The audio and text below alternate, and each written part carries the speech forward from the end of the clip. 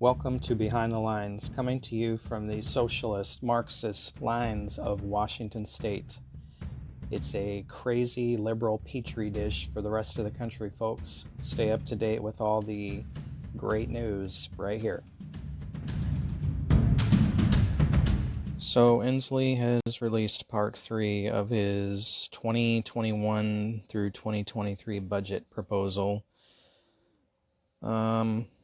which mostly claimed that all of this new spending would be covered by a capital gains tax, which he's tried to get repeatedly, and a tax on the medical insurance industry, which would tax insurance companies on a per customer basis. But before I get to that, his actual budget proposal is out.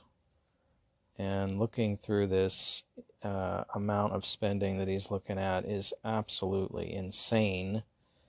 He says this is not the time for budget cuts, but, you know, we're looking at reduced state revenue, and I'm looking at his graph in his budget on page 5, annual percentage change of real per capita state revenue. And between now and 2025, it's projected to be almost nothing, less than 2%. Not the lowest it's ever been. The lowest apparently was around 2009, and it was a minus 10%. And the next year, minus 7%.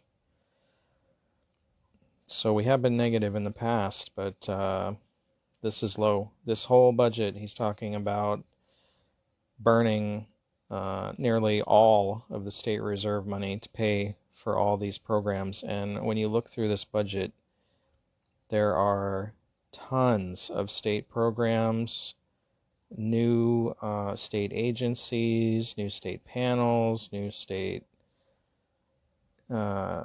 just all kinds of things that probably don't need to be spent on.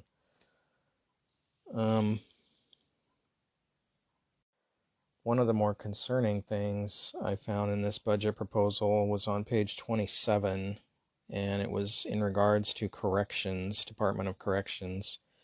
He is proposing a 33% cut in time served prison sentences, and also changing the violation for violating your community custody, which means somebody's still serving time, but they're allowed to serve it in the community.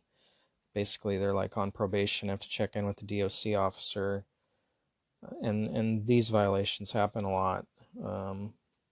But reducing that violation from 30 days to 15. The 33% cut in sentencing, though, that is definitely concerning. You're talking about a lot more criminals on the street that probably shouldn't be, which just seems to be this consistent policy with liberals in these liberal cities and with our governor.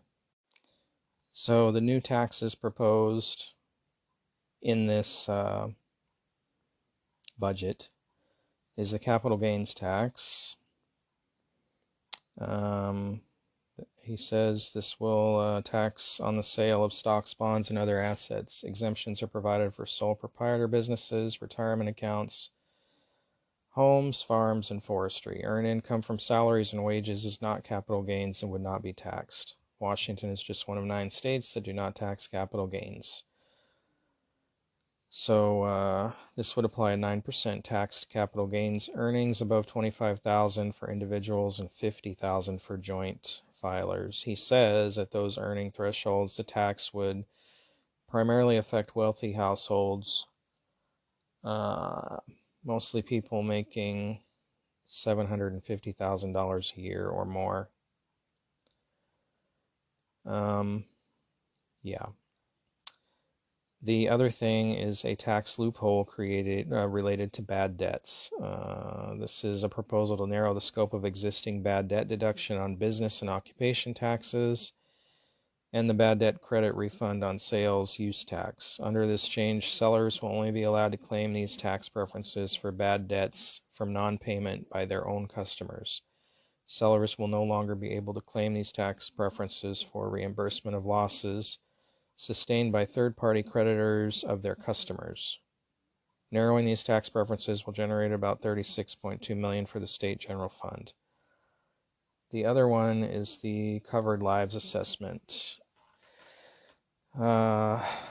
This is a big one. To fund new investments, the governor proposes a new covered lives assessment. For each person covered, the state will assess a charge on health insurers, Medicaid managed care organizations, limited health services contractors, and third-party administrators. The per member per month fee will be set and adjusted to bring in $205 million in 2023 and about $343 million between 2023 and 2025. The State Office of Insurance Commissioner will determine and collect the assessment. So you can pretty much guarantee your medical insurance premiums will be going up, just like your car insurance premiums will be going up because they are eliminating the ability for insurance companies to check your credit for car insurance. So these costs will be passed on to us. There's no doubt about that. I think what's concerning about looking at this budget is there's no mention about raising any of the other taxes are going to be raised, like gas taxes and toll fees and all these other things that they're going to have to do to cover costs. They're really trying to minimize the supposed cost to us, just the general population, on paying for all this garbage. But it's going to trickle down to us. And they're trying to paint this as a pretty picture. This is an incredible amount of spending and new programs and new state agencies and panels and people to review stuff. And I mean, we just don't have the money right now. I don't know how he thinks people can afford this stuff. The last thing we need right now is a bunch more taxes piled on us, and a bunch more state oversight over things, making it difficult for businesses to get back on their feet. But this is it. If you want to see this budget, if you're watching this on YouTube, I'll put a link in the description. But if you're listening to this podcast on something else,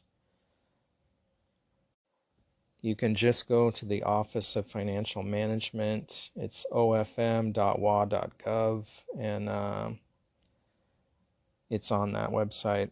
It's the proposed 2021 through 2023 budget and policy highlights. I suggest you go take a look at it and see for yourself what's coming down the pike, because it's not pretty. All right, folks, I hope you have a great day and be safe.